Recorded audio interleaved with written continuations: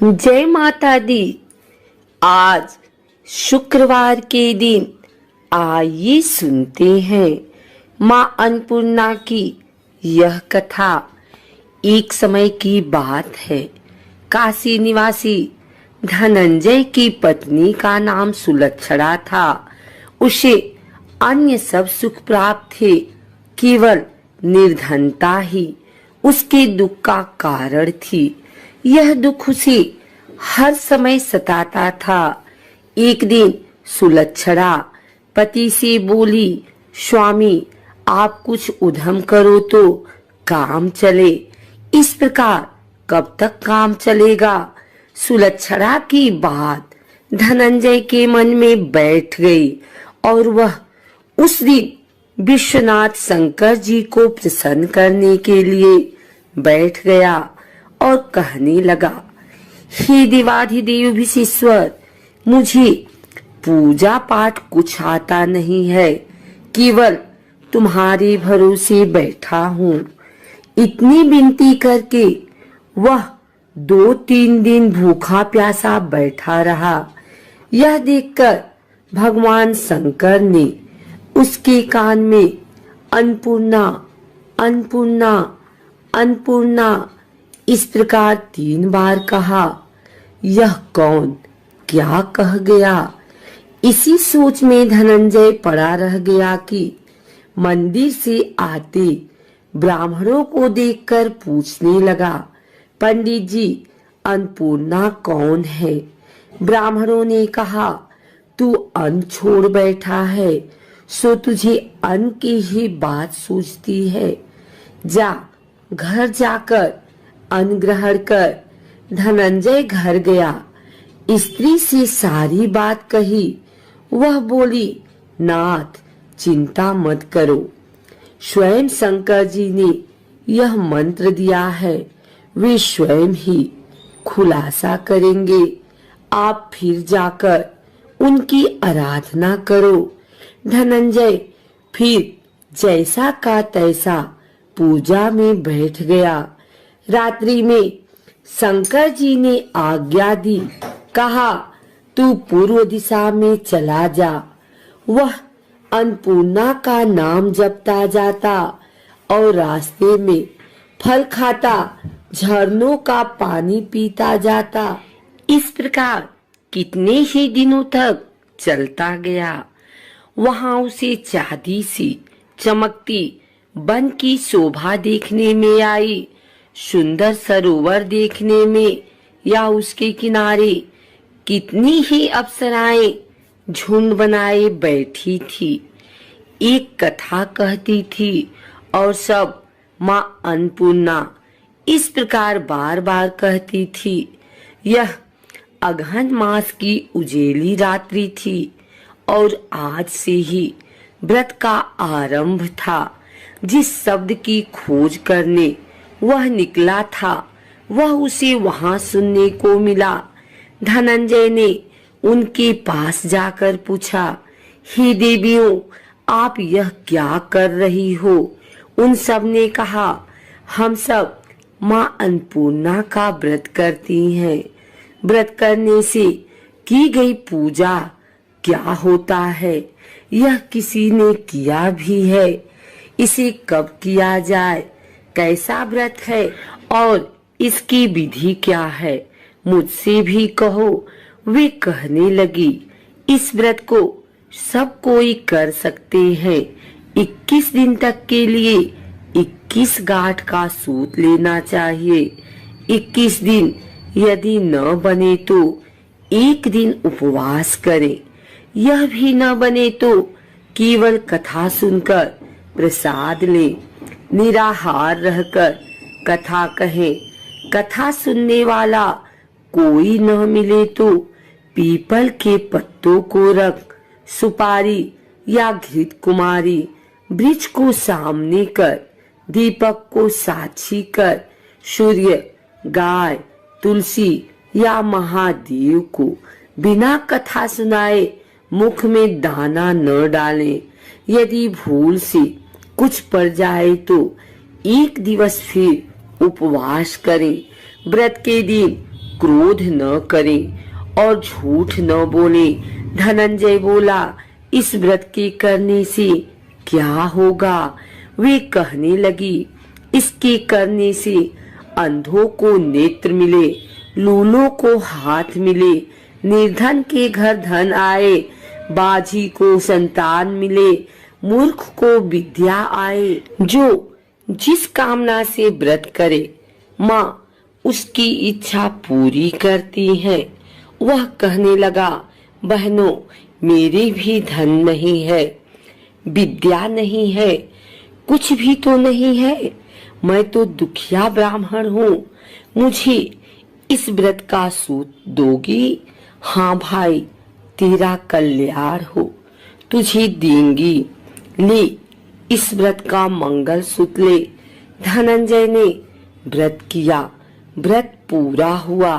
तभी सरोवर में से 21 खंड की सुवर्ण सीढ़ी हीरा मोती जड़ी हुई प्रकट हुई।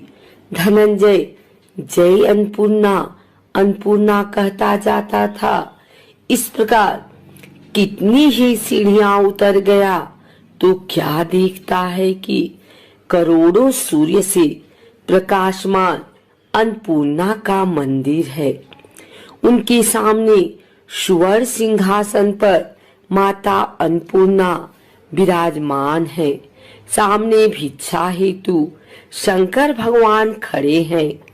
दिवंगनाएं चवर डुलाती हैं। कितनी ही हथियार बांधे पहरा देती हैं। धनंजय दौड़कर जगदम्बा के चरणों में गिर गया। देवी उसके मन का क्लेश जान गई। धनंजय कहने लगा, माता, आप तो अंतर्यामिनी हो, आपको अपनी दशा क्या बताऊं? माता बोली, मेरा व्रत किया है, जा, संसार तेरा सत्कार करेगा। माता ने धनंजय की जिह्वा पर बीज मंत्र लिख दिया। अब तो उसके रोम रोम में विद्या प्रकट हो गई। इतने में क्या देखता है कि वह काशी विश्वनाथ के मंदिर में खड़ा है। माँ का वरदान ले धनंजय घर आया। सुलक्षणा से सब बात कही। माताजी की कृपा से उसके घर में संपत्ति उमड़ने लगी। छोटा सा घर बहुत बड़ा गिना जाने लगा।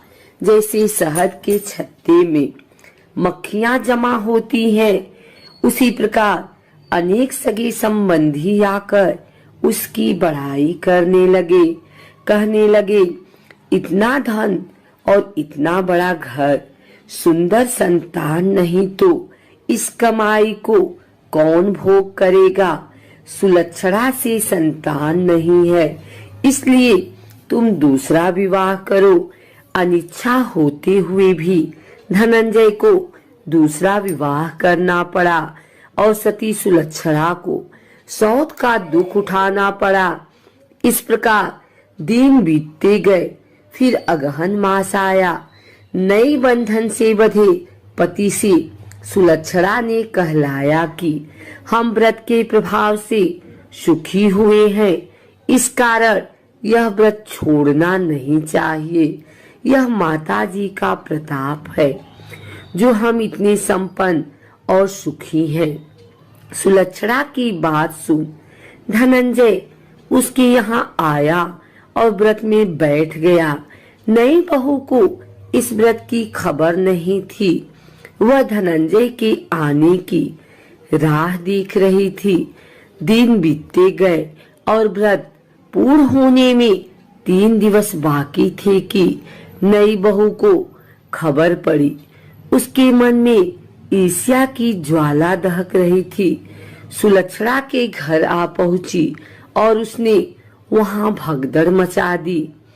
वह धनंजय को अपने साथ ले गई। घर में धनंजय को थोड़ी देर के लिए निद्रा आ गई। इसी समय नई बहू ने उसका व्रत का सूत तोड़कर आग में फेंक दिया। अब तो माताजी का कोप जाग गया। घर में अकस्मात आग लग गई।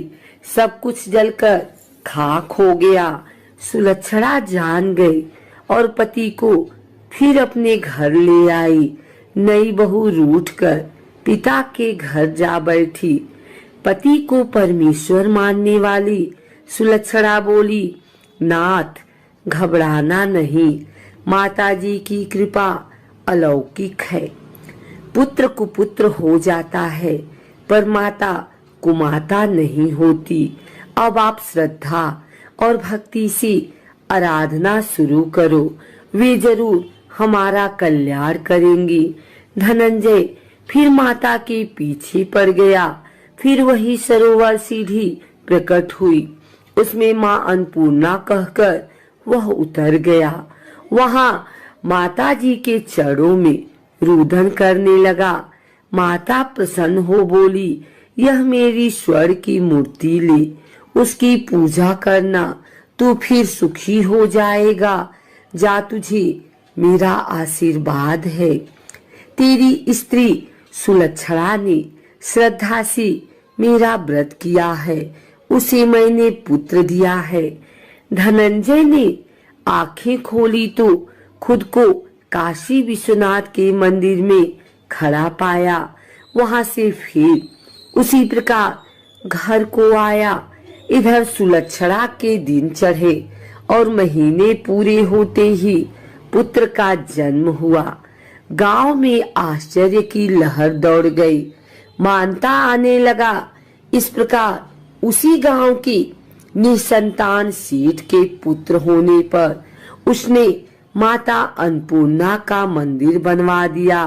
उसमें माता जी धूमधाम से पधारी, यज्ञ किया और धनंजय को मंदिर के आचार्य का पद दे दिया।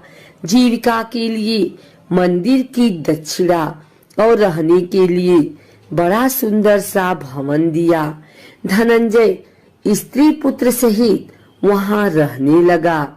माता जी की चढ़ावे में भरपूर आमदनी होने लगी। उधर नई बहू के पिता के घर डाका पड़ा, सब लूट गया। वे भीख मांगकर पेट भरने लगे। सुलक्षणा ने यह सुना तो उन्हें बुला भेजा, अलग घर में रख लिया और उनके अन्न वस्त्र का प्रबंध किया। धनंजय, सुलक्षणा और उसका पुत्र माताजी की कृपा से आनंद से रहने लगे। माताजी ने जैसे इनके भंडार भरे वैसे सबके भंडार भरे।